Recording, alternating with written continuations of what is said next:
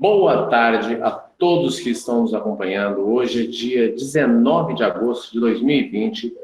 O nosso programa Papo Franco hoje, trazendo uma pessoa muito bacana, um cara especial, que é o Wendel Meira. Wendel, aqui ó, eu estou fazendo aqui às vezes, né, falando sobre você, até mesmo por não ter tido uma longa conversa, mas enfim, pela sua forma agradável, cordial, amistosa, a qual esse sorriso gratuito você demonstra a todos nós aqui, e oportunizando que nós vamos falar de uma coisa chamada internacionalização. Eu até preparei essa imagem aqui, ó, um pouquinho distante, né? Para algumas pessoas que conhecem da nossa querida e distante Nova York, estamos todos aqui em Uberaba.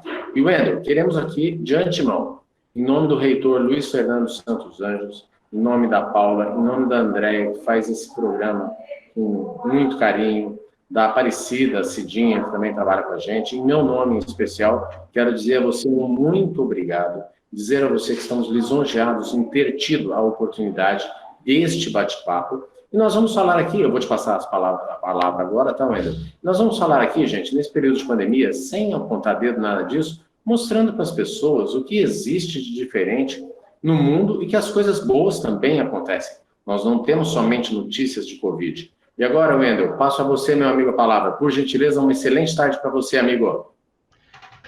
Muito obrigado, Júlio. Agradeço a todos, agradeço toda a equipe em seu nome, né? A Andréia, a Paula, o professor Luiz, Cidinha, todos que você mencionou. É um prazer muito grande estar aqui com vocês. A gente vem acompanhando alguns dos programas que vocês têm feito e realmente vocês estão fazendo um trabalho brilhante. Desde já eu parabenizo por tudo que o SEMEC tem feito. Tá assim, isso deixa a gente muito entusiasmado e muito feliz, tá?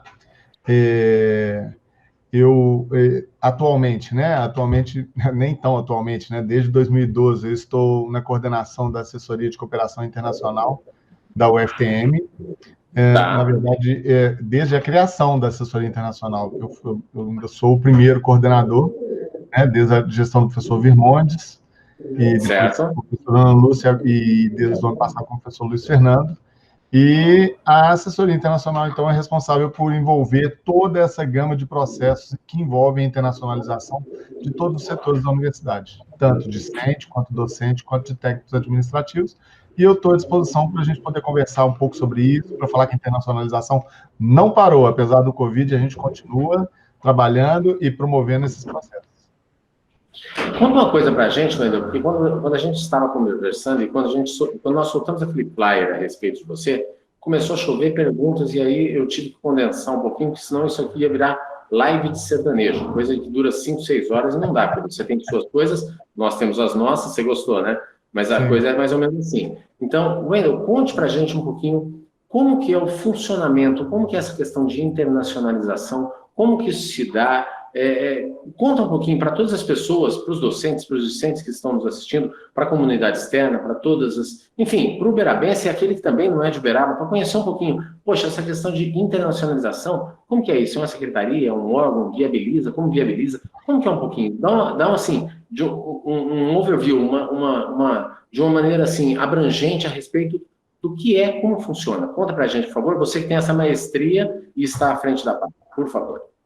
Bem, a assessoria de cooperação internacional, então, ela é um órgão vinculado à reitoria, né? Um órgão de assessoramento vinculado à reitoria, responsável por todos os processos relacionados a qualquer tipo de cooperação com instituições internacionais, sejam instituições de ensino, instituições de pesquisa e até mesmo outras instituições públicas que podem promover processos de capacitação de qualquer membro da nossa comunidade acadêmica. Né? Então, eu gosto sempre de falar assim, a gente teve um processo muito grande, um momento muito grande de internacionalização nos anos 2012 a 2015, que foi o programa Sem Fronteiras, né? Onde os discentes tiveram uma oportunidade magnífica de ir para o exterior.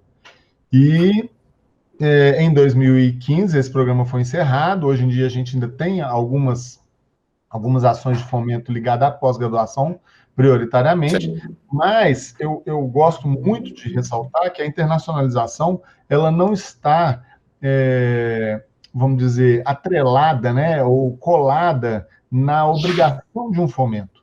Né? A internacionalização ocorre de várias formas. A gente tem a internacionalização de dentro de casa, a gente tem internacionalização fora de casa, né? O nosso processo de internacionalização na UFTM tem um nome muito interessante, que é chamado Institucionalização da Internacionalização. É um nome meio grande, meio complicado, mas é um nome que explica o que está acontecendo na UFTM desde 2012 e que eu tenho certeza que vai perdurar aí ainda por uns bons anos, que é o quê? É tornar esse processo de internacionalização uma coisa comum na universidade, uma coisa corriqueira. E não assim, quando um aluno vai para o exterior, não, foi um aluno. Não, isso tem que ser visto como quase uma obrigatoriedade da universidade em proporcionar esse tipo de atividade para todo mundo da comunidade acadêmica. E aí, reforço, não só discente, mas também docentes e técnicos administrativos. Então, a assessoria internacional, ela funciona buscando essas oportunidades, às vezes com fomento, às vezes sem fomento, mas principalmente mostrando para esses membros da comunidade acadêmica que a gente pode, deve, inclusive a gente aconselha, né? Eu, só contando um pouquinho da minha história, eu tive uma experiência no exterior durante o meu doutorado e ainda o meu pós-doutorado, né? Foram ao todo 4 anos no exterior que eu morei, e eu recomendo, assim, de olhos fechados para todas as pessoas. Né? Você adquire não só um conhecimento específico na área para a qual você foi se capacitar, mas também você tem a oportunidade de vivenciar uma cultura diferente. E isso, gente, gera um engrandecimento pessoal e profissional inimaginável. Né? É uma oportunidade que a gente tem de ver, vivenciar, e o pior, né? Fica sempre aquele gostinho de quero mais. Né? Mas mesmo assim, sem dúvida, a gente, eu falo com meus alunos, com quem eu tenho mais proximidade, mas com qualquer um que vem conversar comigo, né? Eu falo assim, se você tem o sonho, tem a vontade, não desista dele, né? Acredite, porque esse dia chega, basta só você se esforçar e fazer a sua parte. Essa oportunidade vai chegar, né? Então, essa é uma mensagem inicial que eu deixo, assim, para a turma, e se você tiver mais alguma dúvida em relação à assessoria, eu estou disposto. A assessoria tem outros serviços também, tá? Se você quiser, eu posso abranger aqui. Conta pra gente, por favor. Pois é, a assessoria, além Você já disso, está né, de tratar acordos e gerar oportunidades, buscar oportunidades, a assessoria ainda dá um grande suporte técnico em ações da universidade, como, por exemplo, tradução de históricos escolares. Né? Hoje em dia, nós estamos traduzindo os históricos tanto para o inglês quanto para o espanhol. Então, um aluno que pretende ir para o exterior, ou um profissional que pretende ir para o exterior precisa ter um currículo traduzido e ele não domina a língua, nós temos uma tradutora na assessoria internacional que faz isso gratuitamente, sem taxa nenhuma, sem cobrar nada. Tá? Da mesma forma, também, de 1 ano e meio para cá, a assessoria tem ajudado muito na tradução de artigos científicos, correção do inglês, aqueles que já enviam em inglês, a gente faz a correção, e até mesmo a tradução do português para o inglês, a gente também faz. A única coisa é o seguinte, eu peço muita calma para o pessoal, porque nós temos apenas uma tradutora. Tínhamos 2, mas a segunda foi cedida a um órgão do MEC, então uma coisa do MEC não, um órgão em Brasília, se não me engano, o Ministério da Justiça, e assim é uma demanda que foge ao nosso controle, né? A gente tentou negar, mas essas sessões requisitadas pelo governo a gente não tem como segurar. E então nós temos uma tradutora, Maria Tereza, que trabalha com afinco diariamente, não sei nem quantas horas por dia, mas ela tem trabalhado, não interrompeu o trabalho dela, continua fazendo tudo e está dando conta da demanda. Então, a única coisa que a gente pede é assim, não adianta você me entregar um artigo e falar, preciso dele traduzido para amanhã. Não, a gente precisa de um tempinho. Mas isso está acontecendo, vai acontecer. A parte de tradução de artigos mesmo, nós estamos montando um banco de dados dos componentes curriculares da UFTM. Pode falar, Wendel, não te ouvi. Oi, agora, está ouvindo? Oi, pode. Cortou um pouquinho, pode voltar. Repete, por gentileza. Eu estava falando da tradução, certo? Tradução dos artigos. Isso. Tá, então, isso a gente tem feito sem uma demanda muito corrida. Né? A gente pede um prazo aí que varia 10, 15 dias, tá? Dependendo do tamanho do artigo. Mas, além disso, também a tradução dos históricos escolares, a assessoria internacional está criando um banco de dados de todos os componentes curriculares da universidade inteira. E o que a gente pretende... Caiu, sumiu sua voz. Rapaz, será que está caindo lá para a Andréia também? Oi. Oi. Ela está dando alternância, tá? Será que é porque eu estou falando alto, baixo? Não, algo de internet que nós não sabemos explicar, porque ela dá uma alternância, ela vai e volta, ela oscila, mas pode continuar, por gentileza. Tá. Então, eu estou falando assim, em relação à tradução dos históricos, né? Nós temos feito muitas traduções e a nossa ideia é gerar um banco de dados para que o próprio sistema, o Siscad, faça essa tradução automática. Mas para isso a gente tem que ter o banco de dados completo, né? Mas já temos um banco de dados bem embasado já, porque já deve ter certamente uns 4 anos, 5 anos que a gente faz traduções de históricos aí de todos os alunos. Então, isso vem alimentando esse banco de dados. Ouviu tudo agora? Oi? Ouviu tudo agora, a parte da tradução? Sim, perfeito. Uma questão, Anderson. Me desculpe, me perdoe, Wendel. Uma questão, Wendel. Na questão da tradução, ela precisa ser juramentada ou não? Não, a tradução juramentada, ela só é feita por um tradutor juramentado que tem uma formação especial para isso, né? A nossa tradução não é juramentada, mas ela é considerada oficial, uma vez que ela vai com o carimbo da universidade, com a assinatura do tradutor, né, e a chancela da universidade. Então, a gente pode considerar, assim, uma tradução oficial, né, mas não é juramentada. Tá? Aqueles órgãos que exigem tradução juramentada, eles realmente é uma tradução, inclusive, até muito cara, né? Tem que ser paga. A nossa não, a nossa é uma tradução oficial e tem sido aceita, viu, Júlio? Por todas as universidades que a gente tem enviado, eles têm aceito sem problema. Não, ótimo. Não, é que me perguntaram isso aqui, estou aqui com outro tablet em mãos e eles estão me perguntando. Eu falei assim, deixa eu tirar essa dúvida com o Wendel, porque, afinal de contas, eu imaginava, assim como você acabou de explicar, que juramentada tem um custo muito alto e não deve ser juramentada. Inclusive aqui estão me perguntando, algumas pessoas, se porventura, a título de voluntariado, a UFTM, através da área a qual você com maestria tem conduzido, precisa de voluntários para auxiliar na tradução. Tem interesse? Existe essa frente? Tem umas 4, 5 pessoas aqui se oferecendo para ajudar nesse quesito. Claro, ixi, são muito bem-vindos. Nossa Senhora, que notícia boa que você está me dando, sério. A gente até abriu, né? Nós estávamos prevendo o edital de seleção de bolsistas estagiários para assessoria internacional e a gente ia ser uma seleção restrita aos alunos dos cursos de português e inglês e português e espanhol, justamente para eles ajudarem nesse processo de tradução, né? Eles fariam a primeira tradução e a tradutora nossa, inclusive tem até pós-graduação na área, Maria Tereza, ela conferiria, né? E com o tempo de vivência, isso tudo é um processo que acaba sendo aperfeiçoado. Mas, infelizmente, por causa da pandemia, a gente não conseguiu fazer esse processo de seleção. Mas nós estamos abertos, por favor, quem quiser entrar em contato, eu já vou começar a falar agora o e-mail da CI e vou repetir várias vezes para vocês ficarem sabendo. É o e-mail institucional, então é ACI, de Assessoria de Cooperação Internacional, @uftm.edu.br, tá? Pode enviar para lá, ou então sec, de secretaria.aci, @uftm.edu.br. São os dois e-mails que quem quiser se voluntariar, inclusive assim, a título de treinamento, é um prazer para a gente, né? Nós podemos compartilhar os documentos e verificar como que isso pode ser feito, tá? É interessante. Olha só, Wendel, eu digo para você, porque são pessoas que muitas destas já foram executivos, né, ou executivas de mercado e têm suas experiências fora do Brasil e possuem uma propriedade no inglês por até terem sido alfabetizadas, ao que eu conheço, e eles gostariam de ser voluntários e auxiliar no processo. Eu falei, poxa, vou aproveitar na entrevista para perguntar para o Wendel. O máximo que ele pode falar, olha, não, muito obrigado, não precisamos. Seria uma hipótese, né?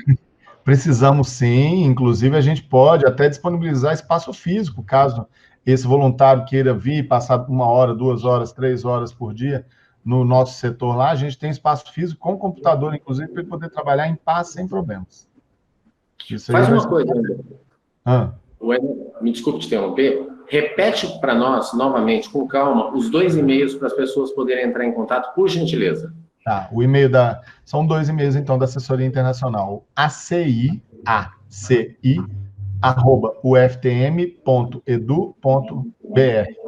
E o outro é sec, de secretaria, então sec.aci@uftm.edu.br.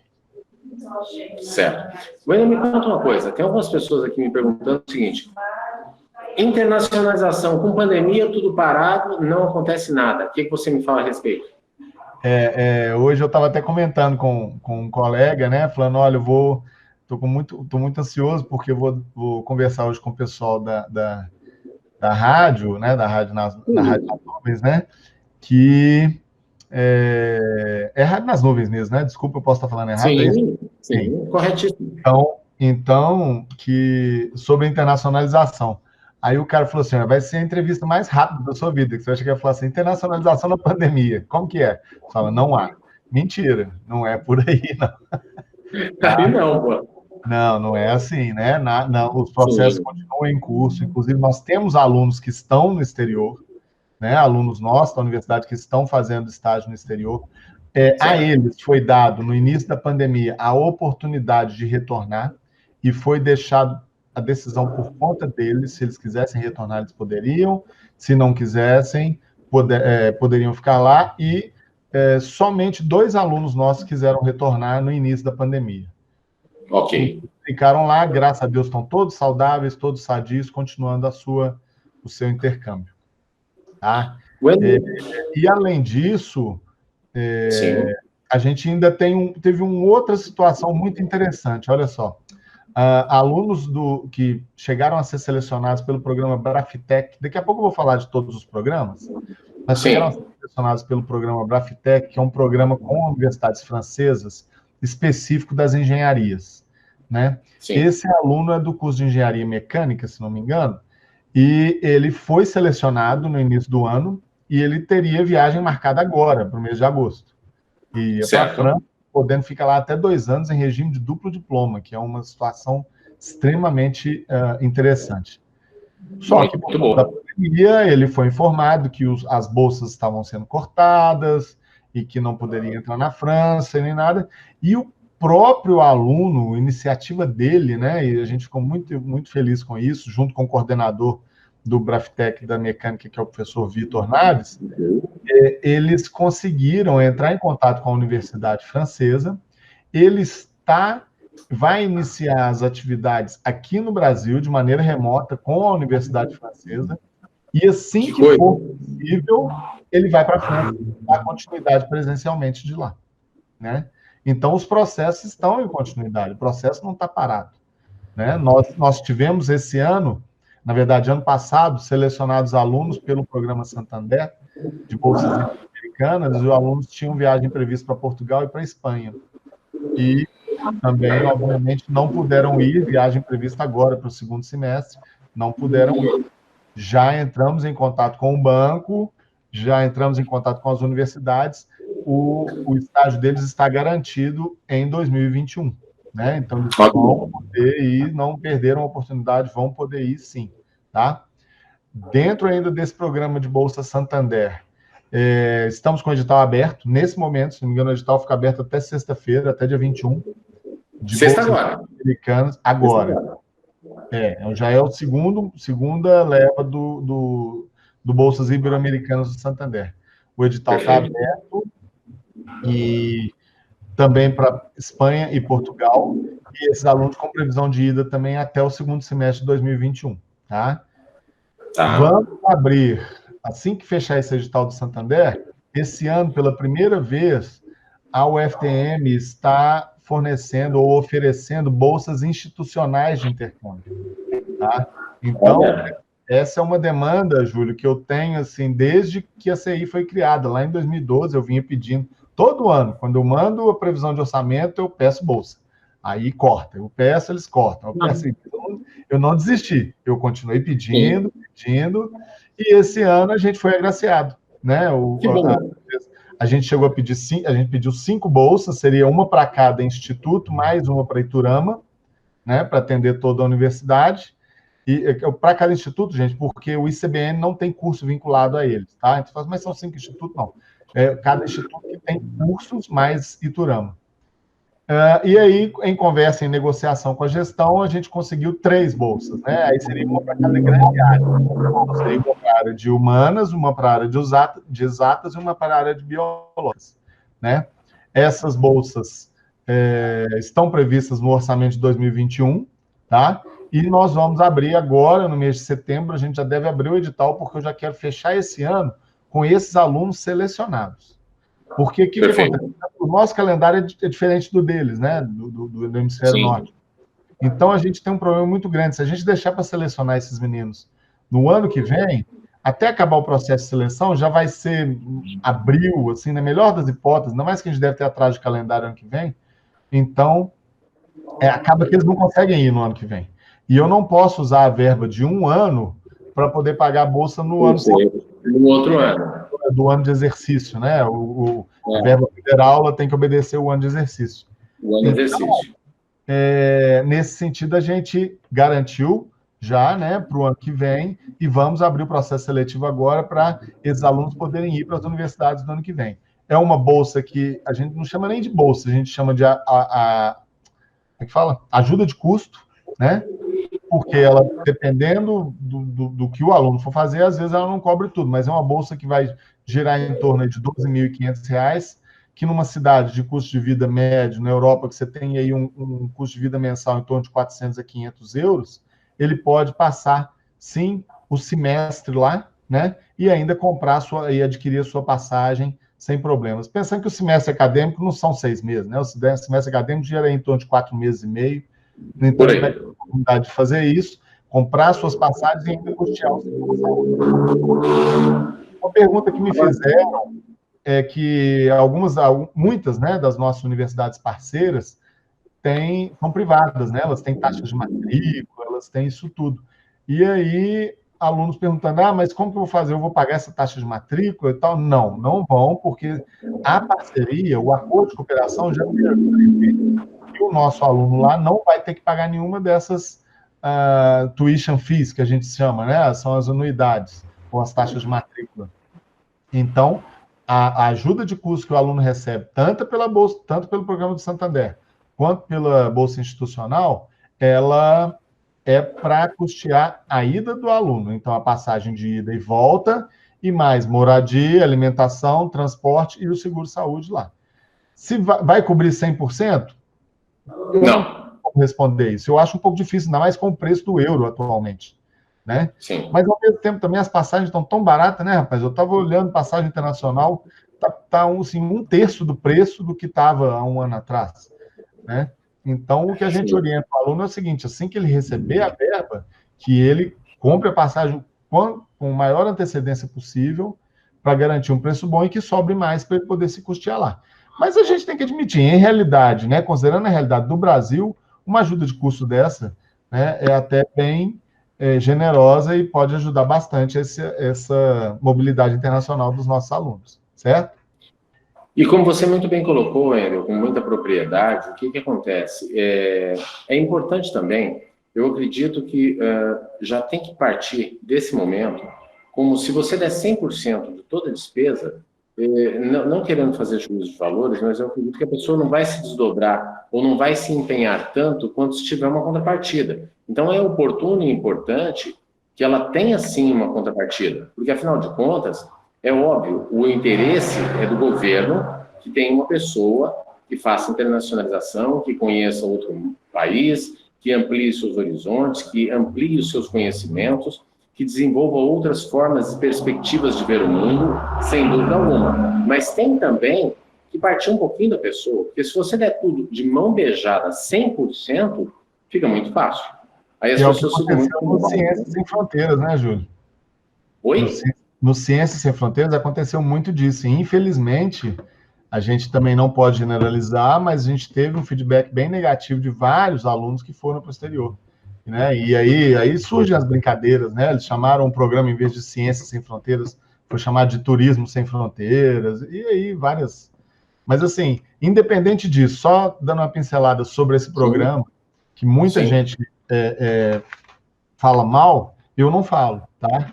Eu acho que foi um programa que mostrou o Brasil para o mundo, né? Diversos países nunca tiveram a oportunidade de conhecer o potencial do estudante brasileiro, a capacidade enorme do estudante brasileiro em desenvolver uma atividade acadêmica em um país estrangeiro, né? Então, durante esses 5 anos aí que nós tivemos Ciência Sem Fronteiras, e olha que a UFTM, no tamanho que a UFTM é, que é uma das menores do Brasil, nós tivemos semestres em que nós anos em que nós enviamos só pelo Ciência Sem Fronteiras, em um ano a gente enviou 186 alunos. Em muita gente. Apenas. É muita gente. Você pensa que isso aí, você pensar no alunato médio de 5 mil alunos de graduação que nós temos, 186 dá o quê? Vamos arredondar para 200, né? Vai dar o quê? Isso. 4%? 4%. 4%. Sabe? 4%. Então, é muita gente. É muita gente. Quem dera na nossa época a gente tivesse tido essa chance, hein, Júlio? Não existia ali. Em graduação, não existia isso. Só no doutorado.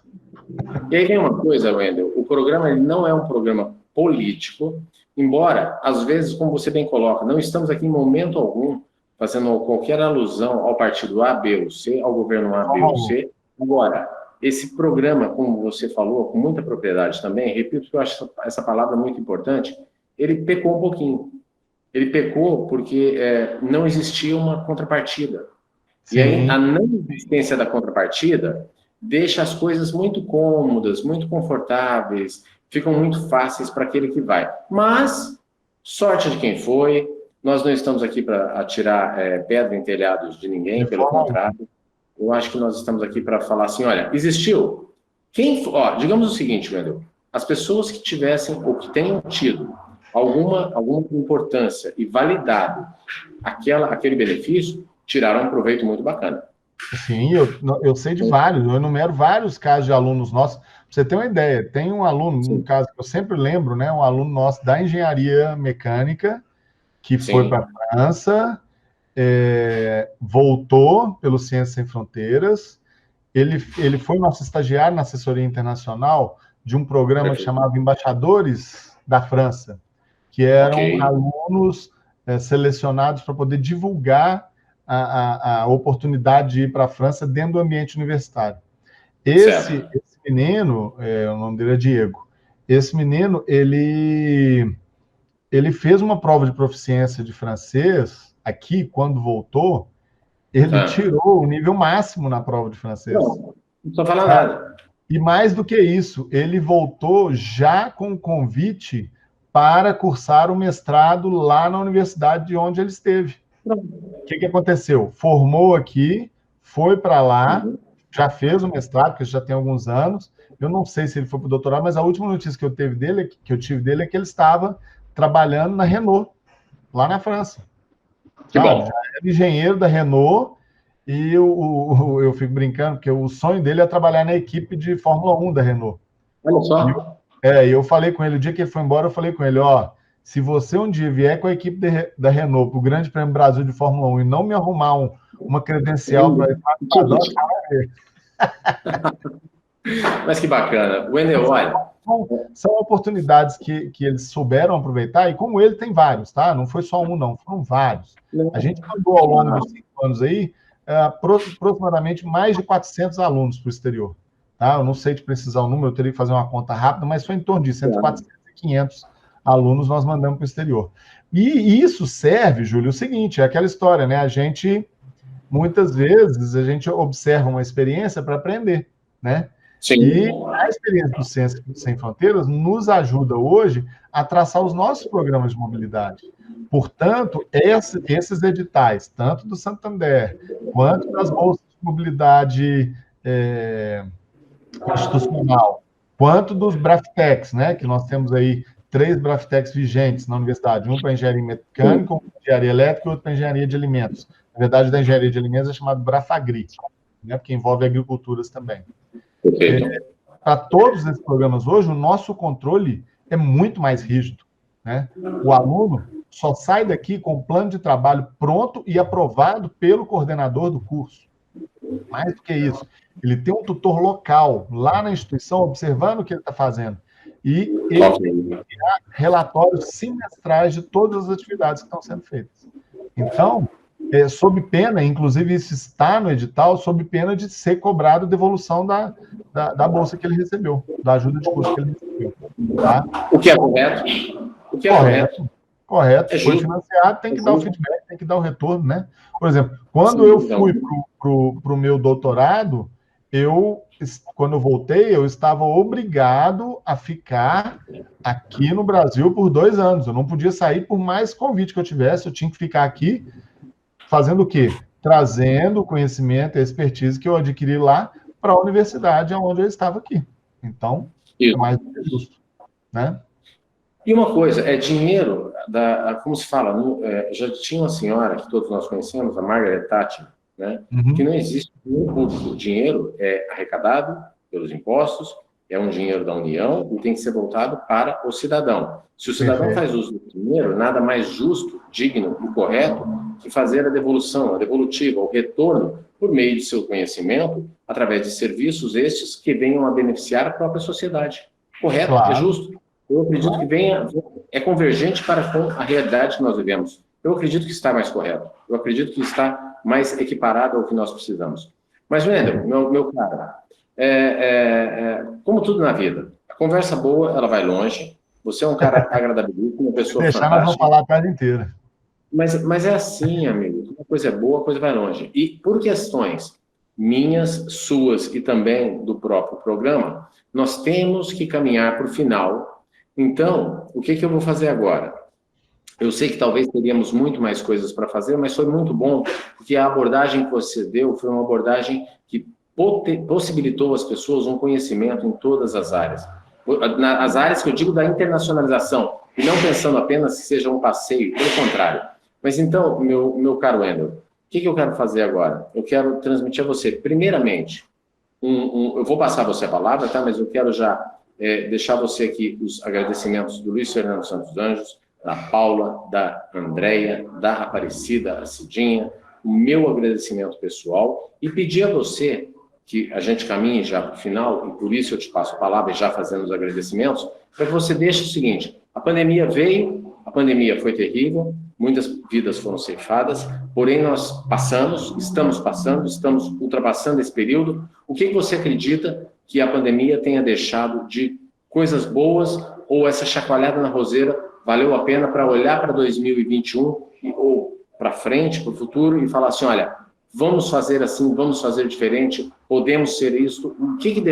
Uma mensagem que você, Wendel, acredita que seja importante para todos nós, uberabenses, pessoas que não estão nos vendo agora, verão no futuro, mas enfim, uma palavra que seja oportuna a seu ver. Por favor, Wendel. Olha, Júlio, eu acho que a grande mensagem, a grande missão, a grande aprendizado que nós estamos tendo durante essa pandemia, que parece que está caminhando, né, para uma amenização, a nossa capacidade de reinvenção. Tá? Perfeito. Eu vi colegas jovens, colegas mais velhos, né, mais novos e mais velhos do que eu. Eu tenho 48 anos, então vamos dizer que eu estou no meio da curva, aí, chegando no alto da montanha, né, como todo mundo diz. Certo.